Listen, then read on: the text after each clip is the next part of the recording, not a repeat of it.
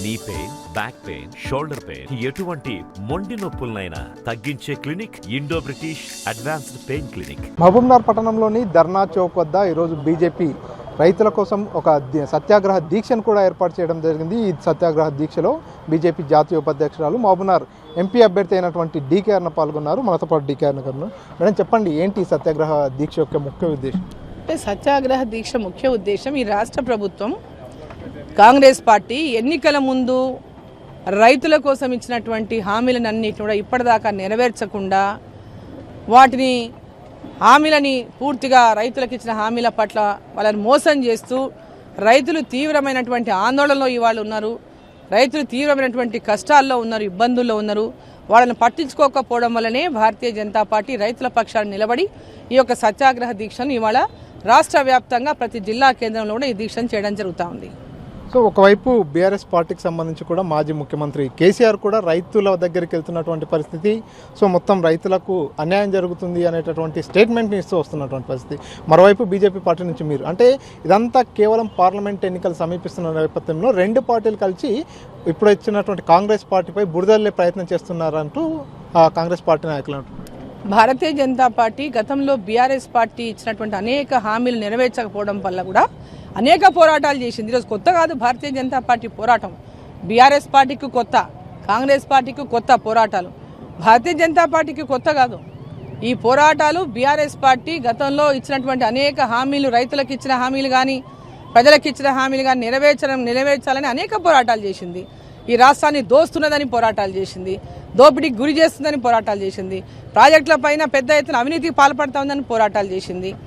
ఈరోజు ఎన్నికలు వాళ్ళకు ఉండొచ్చు.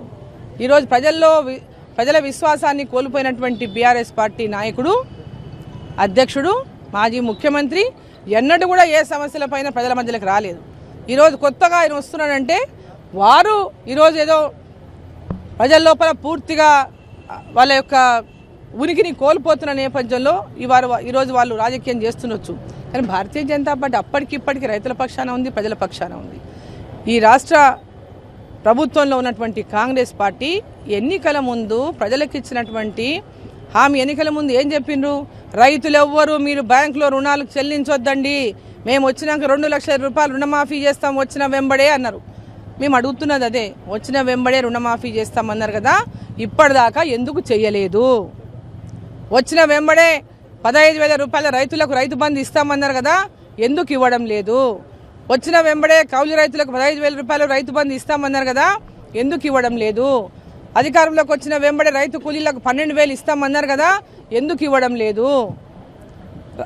వచ్చిన వెంబడే 500 రూపాయలు దానానికి బోనస్ ఇస్తామని చెప్పారు కదా, ఎందుకు ఇవ్వడం లేదు? పంట నష్టపోయినటువంటి రైతులకు 25,000 రూపాయలు నష్టపరిహారం చెల్లిస్తామన్నారు కదా, ఎందుకు చెల్లించడం లేదు? వీటినే ప్రశ్నిస్తున్నాం మేము. కొత్త కోరడం లేదు కోరికలు. వాళ్ళు చెప్పిన మాటనే ఎందుకు నెరవేర్చడం లేదు మీ హామీలు? వాటిని నెరవేర్చండి, రైతులను ఆదుకోండి అని యొక్క రాష్ట్ర ప్రభుత్వాన్ని నిద్రపోతున్నట్టు వ్యవహారం చేస్తున్న రాష్ట్ర ప్రభుత్వం ఈ ఎన్నికల కోసమేమో రోజు ప్రణాళికలు చేస్తారు, రోజు సమీక్షలు చేస్తారు, కానీ రైతుల సమస్యల పట్ల సమీక్షలు చేస్తలేరు. ఈ రైతుల్ని ఏ విధంగా ఆదుకోవాలా, వాళ్ళకి ఎప్పటి నుంచి రైతు బంధు ఎంబడే ఇవ్వాలంటే సమీక్షలు లేవు.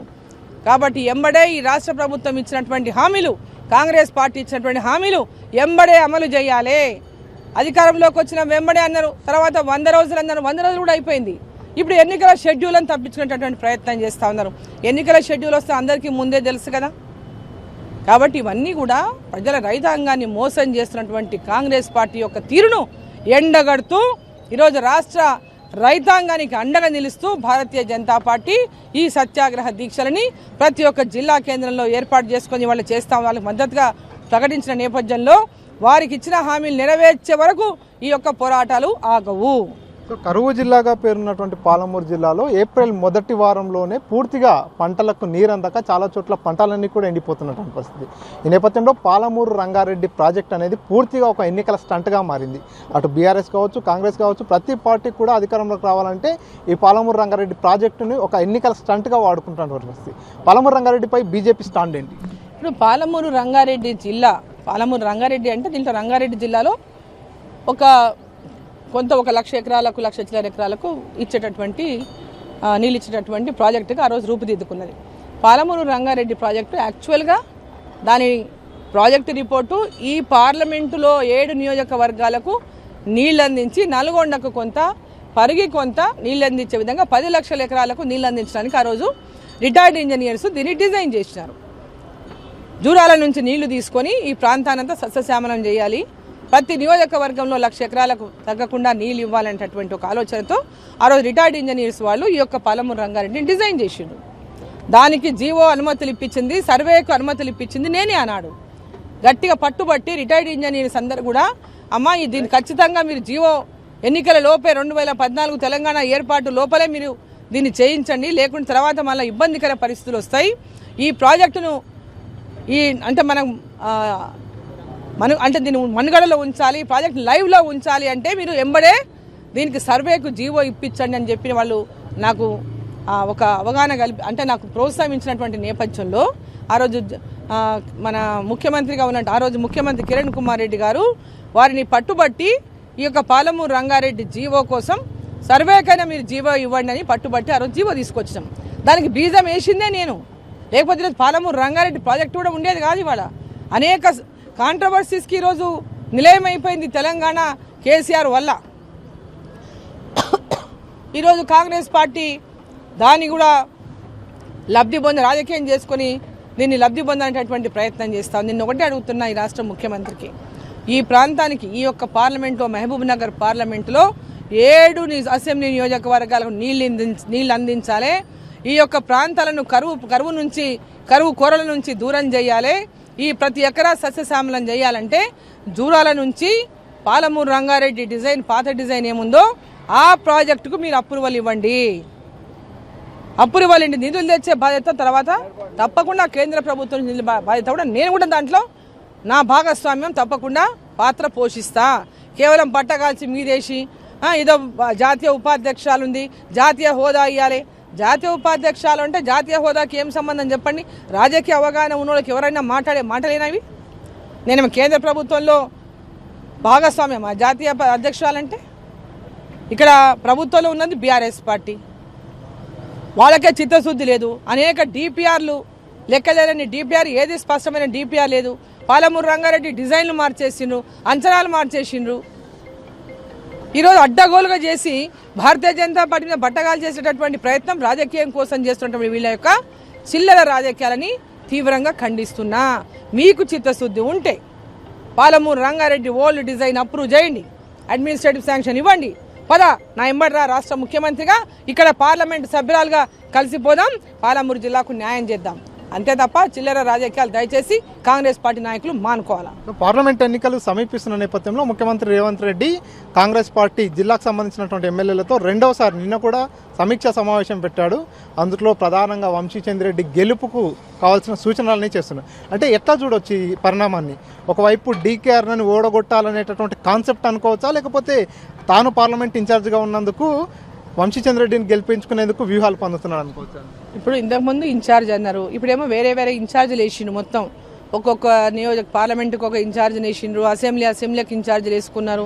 సరే, వాళ్ళ ఎన్నికల ప్రణాళిక వాళ్ళకు ఉంటుంది, మా ఎన్నికల ప్రణాళిక మాకు ఉంటుంది. మేము వాళ్ళని ఓడియాలని చూస్తాం, వాళ్ళు మమ్మల్ని ఓడియాలని చూస్తాం. ఇది మామూలే ఎలక్షన్లో, దాని గురించి పెద్దగా పట్టించుకోవాల్సిన అవసరం లేదు.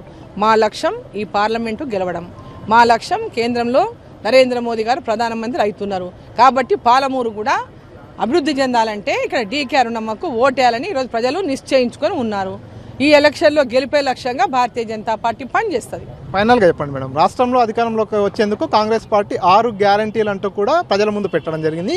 ఇప్పుడు రేపు తుక్కుగూడలో జరగబోయేటటువంటి సభ ఏదైతే కాంగ్రెస్ పార్టీ నిర్వహిస్తుందో అందులో ఒక 5 గ్యారంటీలను ప్రకటిస్తాము, కేంద్రంలో అధికారంలోకి వస్తే కనుక 5 గ్యారంటీలను అమలు చేస్తామంటూ కూడా కాంగ్రెస్ పార్టీ నాయకులు చెప్తున్నారు. ఎట్లా చూడొచ్చు ఈ 5 గ్యారంటీలని? కర్ణాటకలో 5 గ్యారంటీలు మోసం చేసిన ప్రజలు ఇప్పుడు పార్లమెంట్ ఎలక్షన్లు వస్తాయని అక్కడ ఎదురు చూస్తూ ఉన్నారు. ఇక్కడ కూడా వాళ్ళు ఇచ్చిన 6 గ్యారంటీలు ఏది అమలు చేయరు. ఓన్లీ బస్సులలో ఆడవాళ్ళని ఎక్కించి మేము అదో పెద్ద గ్యారంటీ అయిపోయినట్టు దాని గురించి గొప్ప చెప్తున్నారు. ఏడబైన ఆడవాళ్ళు తిడుతూ ఉన్నారు, తిడుతున్నారు. ఆర్టీసీ బస్సులు ఎక్కిన ఆడవాళ్ళు కూడా తిడుతున్నారు. సో మిగతా హామీల గురించి మాట్లాడతలేరు. 2500 ప్రతి మహిళకి ఇస్తామన్నారు, ఎక్కడ ఇచ్చిండ్రు? ప్రతి నెల 2500 ప్రతి మహిళకి ఇస్తామన్నారు, ఎక్కడ ఇచ్చింది? ఇవ్వలేదు. 2000 పెన్షన్ 4000 చేస్తామన్నారు, ఎక్కడ చేసిండ్రు? చెయ్యలేదు. నిరుద్యోగ వృత్తి 4000 ఇస్తామన్నారు, ఎక్కడ ఇచ్చిండ్రు? ఇవ్వలేదు. ఈరోజు 200 యూనిట్ కరెంటు ఫ్రీ అన్నారు, ఎక్కడ ఇచ్చింది? ఇప్పటిదాకా ఎక్కడ ఇవ్వలేదు. 500 రూపాయలకే సిలిండర్ అన్నారు, ఎక్కడ ఇచ్చింది? ఇప్పటిదాకా ఇవ్వలేదు. రైతులకు ఇచ్చినటువంటి హామీలు ఒక్కటి కూడా నెరవేర్చలేదు. గృహలక్ష్మి అన్నారు, రేషన్ కార్డులు అన్నారు, ఒక్క రేషన్ కార్డు అని ఇచ్చిందా? ఇప్పటిదాకా ఒక్క రేషన్ కార్డు ఇవ్వలేదు. అంటే ఆరోగ్యశ్రీ కింద 10 లక్షలు అంటున్నారు, 10 లక్షలు 5 లక్షలు నరేంద్ర మోదీ గారివే. ఈరోజు పేదవాళ్లకు ఒక్కొక్కరికి కుటుంబంలో 5 కిలోల బియ్యం నరేంద్ర మోదీ గారి ప్రభుత్వం ఇస్తూ ఉంది. ఇక్కడ వీళ్ళు 5 కిలోలు మేము ఇస్తున్నామని ఫోటోలు పెట్టుకుంటున్నారు. వీళ్ళది ఏమి ఇవ్వకపోయినా అంటే ఎంత జూటా మాటలు, ఎన్ని అబద్ధపు మాటలు ఈ కాంగ్రెస్ పార్టీ ప్రభుత్వంలోకి వచ్చినా కూడా మాట్లాడుతున్నారో ఓసారి మనం అందరం ప్రజలు కూడా గమనించాల్సినటువంటి అవసరం ఉంది. మొత్తంగా రాష్ట్రంలో అధికారంలోకి వచ్చేందుకు కాంగ్రెస్ పార్టీ ఇప్పటికే 6 గ్యారంటీలు అంటూ కూడా ప్రజల ముందు కొన్ని గ్యారంటీలు, కొన్ని హామీలు నిలబెట్టినటువంటి పరిస్థితి. ఈ నేపథ్యంలో వాటినే అమలు చేయలేనటువంటి కాంగ్రెస్ పార్టీ ఇప్పుడు మరోసారి 5 గ్యారంటీల పేరుతో ప్రజల్ని మరోసారి మోసం చేసేందుకు ప్రయత్నిస్తుంది. ఇక రాబోయే రోజుల్లో ఖచ్చితంగా ప్రజలంతా కూడా కేంద్రంలో నరేంద్ర మోడీని మరోసారి అధికారంలో నిలబెట్టేందుకు వారంతా కూడా రెడీగా ఉన్నారు. కాబట్టి రాబోయే రోజుల్లో బీజేపీ పార్టీనే అధికారంలోకి రావడం ఖాయమంటూ బీజేపీ జాతీయ ఉపాధ్యక్షురాలు మహబూబ్నగర్ పార్లమెంట్ అభ్యర్థి డీకే అరుణ ధీమా వ్యక్తం చేస్తున్నారు. కెమెరా పర్సన్ నరసింహారెడ్డితో మణికంఠ, RTV, మహబూబ్నగర్. మరిన్ని వీడియోస్ కోసం ఛానల్ ని సబ్స్క్రైబ్ చేయండి. లేటెస్ట్ అప్డేట్స్ కోసం వాట్సాప్ ఛానల్ ని ఫాలో చేయండి. అండ్ లింక్ డిస్క్రిప్షన్ లో ఉంది.